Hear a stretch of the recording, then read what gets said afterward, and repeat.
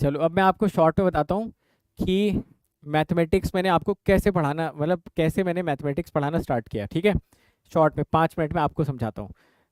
अ, ये हो गया ना क्वेश्चन। बट इसके बाद जो अगला वाला मॉडल है, अगले वाले मॉडल पे आपको बहुत अच्छे से फोकस करना है। ठीक है, क्योंकि एग्जाम में ज़्यादातर जो क्वेश्चन आपको दिखते हैं ना वो अगले वाले मॉडल से दिखेंगे, फॉर्मेट 4 से। बहुत इंपॉर्टेंट है, जो कल 5Z वाला फंक्शन हम लोगों ने देखा था।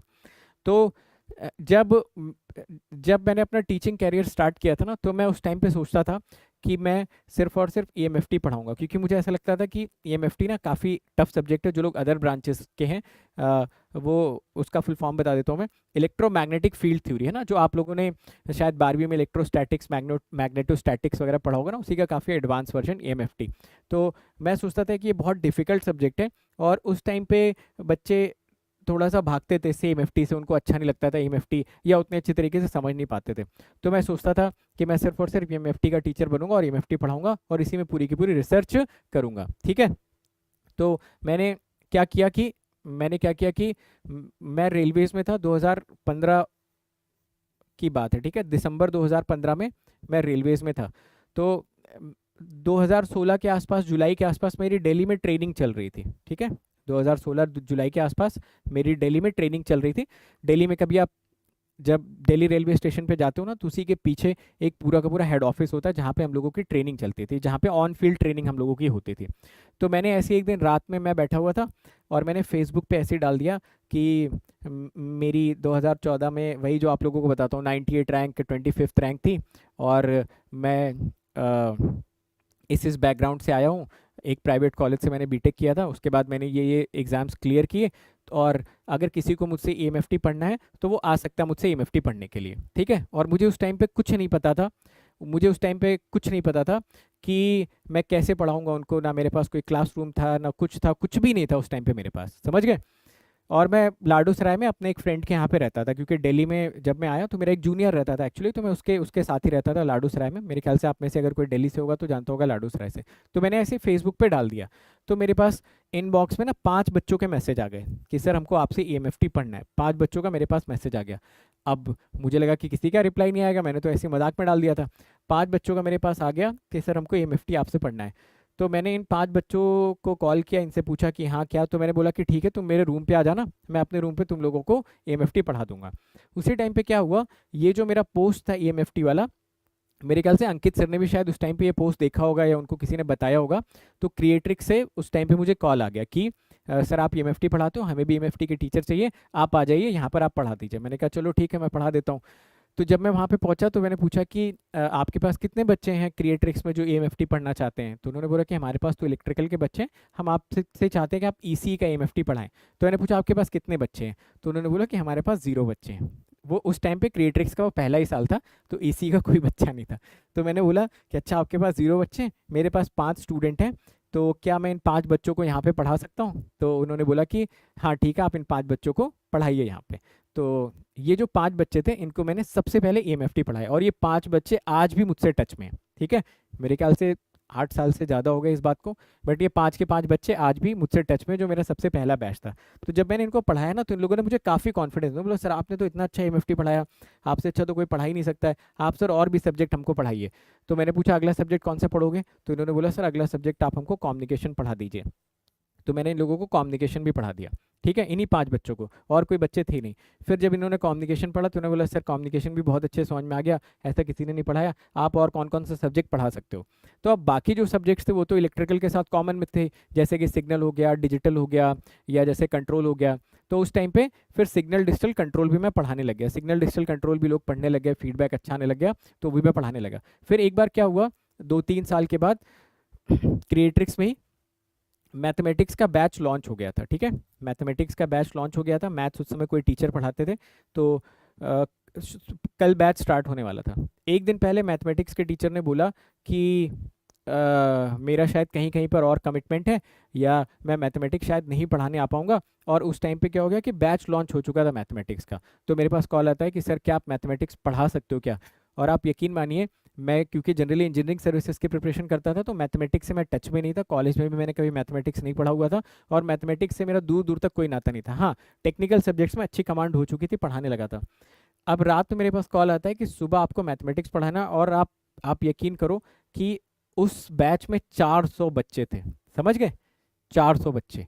अब 400 बच्चे अगर किसी बैच में बैठे हुए हैं, वो भी ऑफलाइन क्लास में, और ज़िंदगी में मैंने आज से पहले कभी मैथमेटिक्स नहीं पढ़ाया, वहाँ पे जाके मुझको मैथमेटिक्स पढ़ाना है, और रात में मुझे 9-10 बजे पता चल रहा है कि सुबह मुझे जाके पढ़ाना है। अब मुझे ये नहीं समझ में आ रहा कि मैं पहला चैप्टर पढ़ाऊँ कौन सा, मैं सिलेबस देख रहा हूँ, ठीक है, मुझे समझ में नहीं आ रहा है कि यार लीनियर अलजेब्रा देख रहा हूँ, कुछ पल्ले नहीं पड़ रहा है। फिर मैंने कहा चलो कैलकुलस से स्टार्ट करते हैं, कैलकुलस देख रहे हैं, कुछ समझ में ही नहीं आ रहा है, क्या लिमिट है, कंटिन्यूटी, डिफरेंशियबिलिटी। मैंने सोचा चलो प्रोबेबिलिटी थोड़ा बहुत कम्युनिकेशन में कॉमन होता है वो पढ़ाते हैं, प्रोबेबिलिटी देखने की कोशिश करी, तो मैथ की प्रोबेबिलिटी तो बिल्कुल ही अलग होती है। मेरी हालत ख़राब हो गई। रात में 2 बजे तक मैं बिल्कुल परेशान था, रात के 2 PM तक बिल्कुल मैं परेशान था। तो मुझे कुछ समझ में नहीं आया, मैंने सोचा मना कर देता हूँ यार, मैथ्स वैथ्स नहीं पढ़ा पाऊंगा। फिर मैंने रात में 2 बजे कॉल करके बोला कि ये जो मैथमेटिक्स है ये मैं नहीं पढ़ा पाऊंगा, आप देख लो कोई और टीचर है। तो फिर वहाँ से फ़ोन आता है कि अरे सर आपको तो पहले बता देना चाहिए था, अब रात में 2 बजे हम कहाँ से टीचर जुगाड़ेंगे, सुबह 400 बच्चा वेट कर रहा होगा, आप सर कुछ भी करके पढ़ाइए। फिर मैं 2 बजे बैठा भाई, 2 बजे से 5 बजे तक मैंने पहला चैप्टर तैयार किया, लिमिट, ठीक है, 5 घंटे में लिमिट। और कैसे तैयार किया लिमिट आपको पता है, आईआईटी के लेक्चर्स देख के, है ना, क्योंकि गेट के तो कोई लेक्चर थे नहीं लिमिट के अच्छे, लिमिट कोई पढ़ाते ही नहीं गेट में। तो मैंने क्या करा, आईआईटी के लेक्चर्स देखने शुरू करे, जो आईआईटी के 2 AM, ये 2 AM रात की बात हो रही है, ठीक है, PM नहीं AM। तो मैंने रात में 5 घंटे बैठ के लिमिट के लेक्चर्स देखे, अच्छे से नोट्स बनाए। सुबह हो गए, 7 बजे से क्लास होती थी, 6 बजे मेरा ड्राइवर आ जाता था। तो सुबह 2 बजे से 4 घंटे तक मैं क्लास, मैंने नोट्स बनाए। फिर मैं 6 बजे गया, 7 बजे, 7 बजे से 2 बजे तक क्लास होती थी, 7 बजे से 2 बजे तक मैंने पहली बार जिंदगी में लिमिट पढ़ाए। जो उस बैच वाले बच्चे होंगे वो लोग शायद जानते भी होंगे, घिटोरनी में हमारी उस समय क्लास चलती थी, तो मैंने लिमिट का पहला लेक्चर पढ़ाया। लिमिट का जब पहला लेक्चर पढ़ाया तो डरते डरते मैं बाहर आया, बहुत सारे बच्चे आए, क्वेश्चंस पूछे उन्होंने, मैंने पूछा कैसा लगा भाई तुमको, अच्छा लगा, हाँ बोले सर समझ में आ गया। तो मुझे थोड़ा कॉन्फिडेंस आया कि हाँ मैं कर सकता था। फिर मैं डेली यही काम करता था, डेली यही काम करता था, क्लास लेके आता था, 2 बजे वापस आता था, पूरी की पूरी रिसर्च करता था एक एक टॉपिक पे, सारे आईआईटी के लेक्चर देखता था। कई सारी बुक्स मैंने ऑर्डर कर ली थी, जो आईएएस मास्टर की बुक मैं आप लोगों को सजेस्ट करता हूँ, वो किताब मैंने मंगाई थी, उसने बहुत हेल्प करी। तो ऐसे करके पहले बैच के साथ साथ ही ये मुझे मजबूरी में मैथमेटिक्स पढ़ाना पड़ा। और जब मैंने मजबूरी में मैथमेटिक्स पढ़ाया, तो आप यकीन नहीं करोगे, मैथमेटिक्स की वजह से ना मेरे टेक्निकल सब्जेक्ट्स बहुत इंप्रूव हो गए। जैसे कंट्रोल वगैरह में जो आप लोग break away, break in point पढ़ते हो, तो आजकल मैं आप लोगों को मैक्सिमम मिनिमा से पूरा पढ़ाता हूँ, तब मैं नहीं पढ़ाता था उस टाइम पे, क्योंकि मुझे खुद नहीं आता था मैक्सिमम मिनिमा। तो ऐसे करके ना बहुत सारे सब्जेक्ट्स में उसने बहुत हेल्प करी। ईएमएफटी में जो लास्ट वाला टॉपिक होता है एंटीना वगैरह वाला, उसमें मैथमेटिक्स ने बहुत सारी हेल्प करी मेरी। तो कभी कभी ऐसा होता है ना कि जो आपको अपॉर्चुनिटी मिलती है, तो उस अपॉर्चुनिटी को ना आपको ग्रैब कर लेना चाहिए भाई, मेरा ये एक्सपीरियंस है। अगर कोई अपॉर्चुनिटी मिल रही है उसको ग्रैब कर लो, और बेस्ट शॉट उसमें देने की कोशिश करो। ज़्यादा से ज़्यादा देखो क्या होता है, फेल हो जाता है, बच्चे बोलते हैं सर नहीं समझ में आया, हटा दो इस टीचर को, रिप्लेस कर दो, तो हटा दिया जाता। बट उसी बहाने मैथमेटिक्स प्रिपेयर हो गई। और देखो मैथमेटिक्स क्योंकि मुझे आती नहीं थी, कुछ भी नहीं आता था, इस वजह से जब मैं आप लोगों को पढ़ाता हूँ ना, तो शायद आपको ज़्यादा इसलिए समझ में आ जाता है, क्योंकि मैं यही मान के चलता हूँ कि शायद आपको भी कुछ नहीं आता होगा। अगर कोई सब्जेक्ट मुझे पहले से आता होगा तो शायद मैं आपको समझा ही नहीं पाऊंगा उस लेवल पे, आपको मैं बता ही नहीं पाऊंगा कि आप क्या सोच रहे हो। इस वजह से मुझे पता रहता है कि आप सोच क्या रहोगे इस चीज़ में, कि यार यहाँ पर क्या ये चीज़ यहाँ से कैसे आ गई, है ना। वेवी कर्व कोई नहीं पढ़ाता, क्योंकि इनइक्वालिटी सॉल्व करना लोगों को लगता है कि यार इनइक्वालिटी सॉल्व करना तो सबको आता है। बट मैं वेवी कर्व इसलिए पढ़ाता हूँ क्योंकि मुझे नहीं आता था इनइक्वालिटी सॉल्व करना, तो मैं ऐसा मानता हूँ शायद आपको भी नहीं आता होगा इनइक्वालिटी सॉल्व करना, इस वजह से मैं आपको समझा देता हूँ ये चीज़ें। तो इस वजह से हो सकता है थोड़ा बहुत हम लोग रिलेट कर पाते हो, क्योंकि हम लोग सेम ही टाइप के लोग हैं, समझ गए। अभी भी आपको भी कुछ नहीं आता था उस टाइम पे, मुझे भी नहीं आता था, तो जब मैंने सीखा तो वही सेम फिलॉसफी मैं आपको ट्रांसफर कर देता हूँ। तो शायद हमारी फ्रीक्वेंसी इस वजह से मैच कर जाती, टेक्निकल में, मैथमेटिक्स में, एंड इन सारी चीज़ों में, समझे, समझ गए मेरी बात को। तो यहाँ से बस मैं ये बोलता हूँ, कभी आपको लाइफ में कोई अपॉर्चुनिटी मिले ना, उसको ग्रैब कर लो यार, है ना। फेल होने से मत डरो, ठीक है, फेल हो जाएंगे, 2-4 लोग उल्टा सीधा बोलेंगे ना, बोलेंगे उल्टा सीधा, सुन लेंगे, क्या करेंगे, एक कान से सुन के एक कान से निकाल देंगे, एक कॉमेडी मूवी देख लेंगे, मस्त हो गए।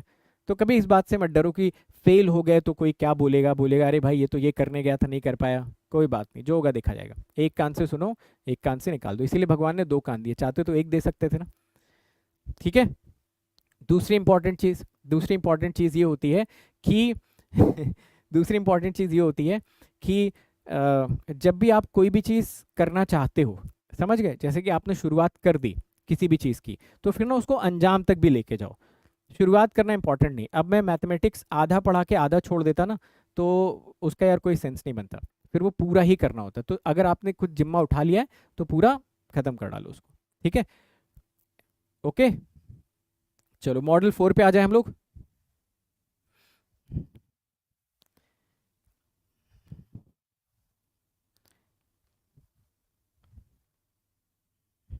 फॉर्मेट 4 डिस्कस करा जाए।